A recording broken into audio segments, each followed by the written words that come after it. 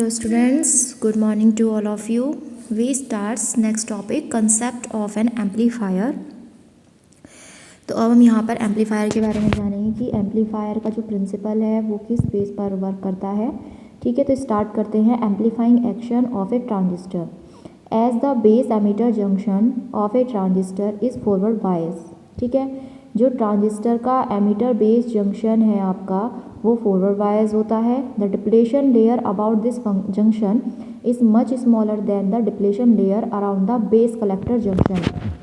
जो आप इसकी डिप्लेशन लेयर होती है ना, किसी भी जंक्शन के अबाउट जो डिप्लेशन लेयर है वो आपकी मच स्मॉलर होगी किसकी कंपैरिजन में, बेस कलेक्टर के अराउंड डिप्लेशन लेयर के, जो आपकी रिवर्स बायस है।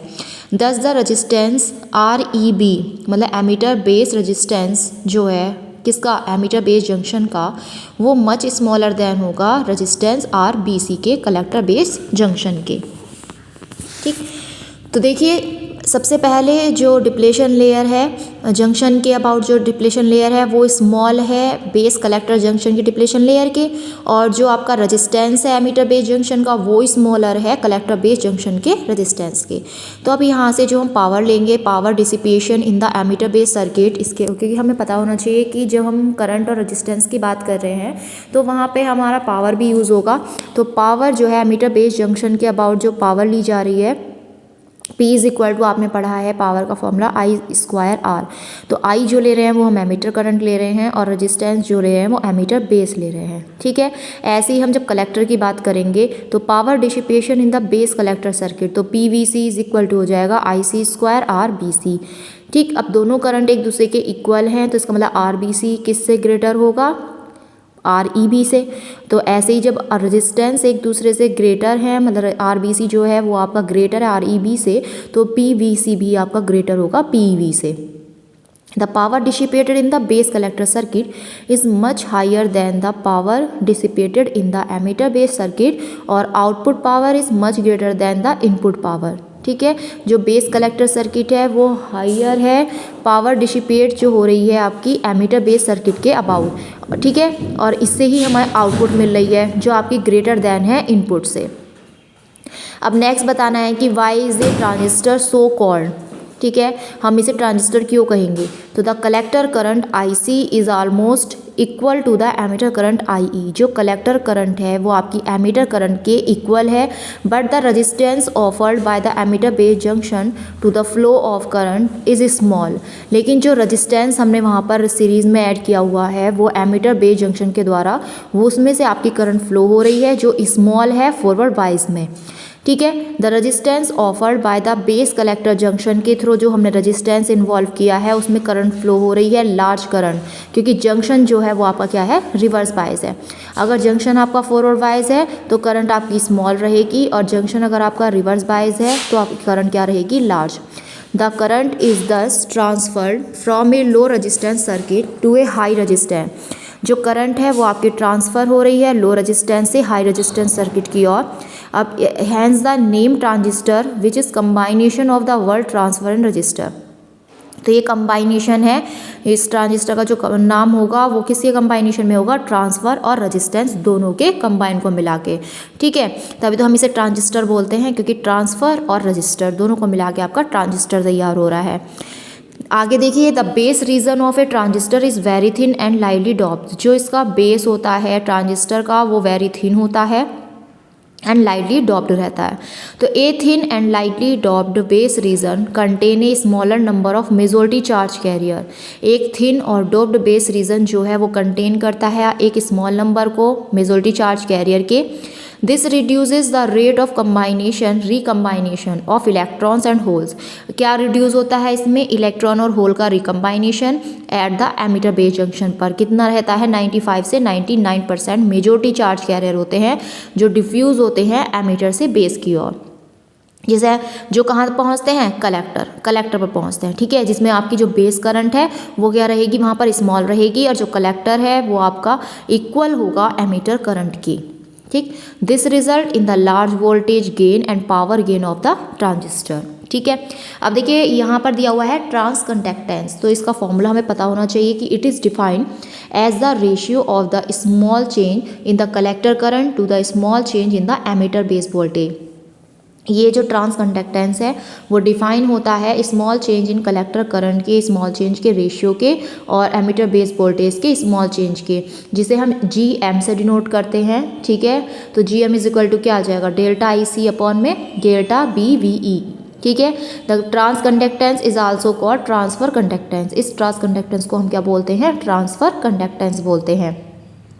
And has the same unit of conductance. Conductance की क्या सेम यूनिट होती है, साइमन और मोह दोनों ही आपकी कंडक्टेंस की यूनिट होती है। ये आपसे ऑब्जेक्ट में पूछ सकते हैं, तो अच्छे से इसे रिवाइज कीजिए। नेक्स्ट देखिए कंसेप्ट ऑफ एन एम्पलीफायर। तो हम यहाँ पर जब कंसेप्ट की बात करेंगे एम्पलीफायर की, तो N amplifier is a circuit consisting of at least one transistor which is use for increasing the voltage, current और पावर ऑफ अल्टरनेटिंग फॉर्म। तो ये जो एम्पलीफायर का कंसेप्ट है, ये एक ऐसा एम्पलीफायर एक ऐसा सर्किट है जो यूज़ होता है वोल्टेज, करंट, पावर को क्या करने में, इंक्रीज करने में। ठीक है, तो यहाँ पर देखिए एम्पलीफायर एक तरफ आपकी इनपुट वोल्टेज है और इधर आपको एम्पलीफायर से क्या मिल रही है, एम्पलीफायर क्या काम करता है, सिग्नल को एम्पलीफाई करके आउटपुट देता है। ठीक है, तो ये इसकी आउटपुट मिल रही है। तो यहाँ पर देखिए to amplify means to increase the size और to magnify an input signal. The output signal of an amplifier is an enlarge version of the input signal. ठीक है, AC वोल्ट गेन मतलब AC वोल्ट गेन को हम AB से denote करते हैं। तो इसमें the usefulness of an amplifier is expressed in term of the gain of the amplifier. यहाँ पर हम आउटपुट वोल्टेज को डेल्टा V नॉट O से और इनपुट वोल्टेज को डेल्टा VI से डिनोट करेंगे। तो जो AC वोल्टेज गेन है उसे हम डेल्टा VO अपॉन में डेल्टा VI से डिनोट करेंगे। ठीक है, तो the voltage gain of an amplifier is always greater than unity. जो वोल्टेज गेन है एम्पलीफायर का वो आपका ग्रेटर होगा यूनिटी से। It may be noted that only the AC and not the DC। ये क्या नोट करता है, केवल AC को नोट करेगा, DC कंपोनेंट को यहाँ पर नोट नहीं करेगा। इनपुट और आउटपुट वोल्टेज की DC कंपोनेंट को यहाँ पर नोट नहीं किया जाएगा, जो यूज़ की जाती है वोल्टेज गेन को कैलकुलेट करने में। ठीक है, तो आपकी इनपुट वोल्टेज हमेशा इसी तरह की मिलेगी। बस एम्पलीफायर क्या काम करता है, उसे पावर सप्लाई द्वारा एम्पलीफाई करके आउटपुट वोल्टेज में चेंज करता है। ठीक है, तो ये कंसेप्ट हो गया आपका एम्पलीफायर का। अब यहाँ पर जो है नेक्स्ट है आपके पास transistor as a common base amplifier. तो यहाँ पर जो ट्रांजिस्टर दिया हुआ है, देखिए आपके पास यहाँ पर डायग्राम है।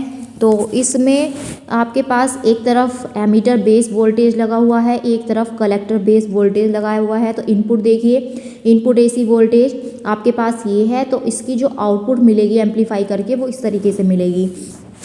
ठीक है, क्योंकि बेस से एमीटर की ओर करंट जा रही है, तो ये NPN ट्रांजिस्टर है। ठीक है, ये पहचान आपको होनी चाहिए कि अगर करंट आपकी बेस से एमीटर की ओर जाती है तो वो NPN है, अगर एमीटर से बेस की ओर जाती है तो वो आपका PNP है। ठीक है, टोटल जो करंट है वो हमें पता है, पहले भी हमने प्रूव की है कि I is equal to IB plus IC होती है। ठीक है, अब हम यहाँ पर क्या यूज़ कर रहे हैं, कॉमन मतलब when a current IC flows in the circuit A voltage drop ICRL occurs across the load RL। यहाँ पर हम करंट IC, पहले हम कलेक्टर करंट को यूज़ कर रहे हैं जो सर्किट में फ्लो हो रही है, और वोल्टेज ड्रॉप हो रहा है ICRL। तो देखिए VO जो हम निकालेंगे आउटपुट इसकी, तो वो किसके इक्वल होगी, VCB के, और CV किसके इक्वल होगा, VCC माइनस ICRL के इक्वल होगा। ठीक है, क्योंकि हम V आउटपुट ले रहे हैं तो हम ICRL लेंगे और वोल्टेज लेंगे VCC common collector voltage.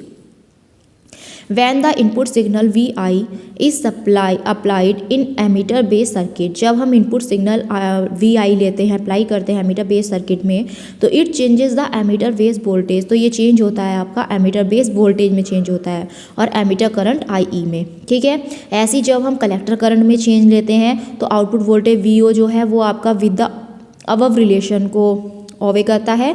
This variation in the collector base voltage appears as amplified output. तो जो वेरिएशन है कलेक्टर बेस वोल्टेज में वो एम्पलीफायर आउटपुट को अपेयर करता है, के रूप में अपेयर होता है। ठीक है, तो ये हो गया आपके पास NPN transistor as a common base amplifier. ऐसे ही इसका जब हम फेस रिलेशनशिप निकालेंगे इनपुट और आउटपुट सिग्नल का, तो इसमें हमारे पास कुछ फॉर्मूले आएंगे यहाँ पर, current gain, power gain, voltage gain. तो देखिए यहाँ पर हम डायरेक्ट इसके फॉर्मूले यहाँ पर याद कर सकते हैं कि जो एसी करंट गेन है वो it is defined as the ratio of the small change in the collector current to the small change in emitter current. तो delta I C upon delta I E किसके equal होगा, AC current gain A I के equal होगा। और इसमें common क्या रहेगा, constant क्या रहेगा, कॉमन बेस वोल्टेज। ऐसी डीसी करंट गेन में हम यहाँ पर अल्फा लेंगे, alpha DC is equal to I C upon I E, और वी सी वी क्या रहेगा, कांस्टेंट। एसी वोल्टेज गेन, पहले हमने करंट गेन निकाली थी, अब हम वोल्टेज गेन निकालेंगे यहाँ पर। तो देखिए वोल्टेज गेन के लिए ए वी लेंगे, तो delta V C V upon में डेल्टा वी ई वी। ठीक है, वी सी वी की वैल्यू आपके पास आर ओ डेल्टा आई सी आएगी, और वी वी की वैल्यू आपके पास आर आई डेल्टा आई आएगी। ये रखेंगे हम इसमें वैल्यू। तो आपके पास इसे तो हम अल्फा ए सी मान लेंगे क्योंकि आई सी अपॉन आई ई को, और इसे ऐसे लिखेंगे। ठीक है, फिर A B is equal to, इसे हम ए आई लिख सकते हैं इनपुट को, और आउटपुट को हम यहाँ पर ए आर रजिस्टेंस लिख सकते हैं। तो ए वी जो है वो आपका A I into A R के इक्वल होगा, मतलब voltage gain equal to current gain into resistance gain. ये फॉर्मूला है, इसे अच्छे से रिवाइज करेंगे। ऐसे ही आपका एसी पावर गेन है, एसी पावर गेन आपका change in output power upon में चेंज इन इनपुट पावर। तो आउटपुट पावर का फॉर्मूला लिखेंगे हम delta I C square R not R O, और delta I square are I. ठीक है, ए पी की वैल्यू आ जाएगी आपकी alpha square A C R O upon R I, और ये से हम लिख सकते हैं रजिस्टेंस गेन। ठीक है, आप इसे यहाँ तक अच्छे से तैयार करेंगे।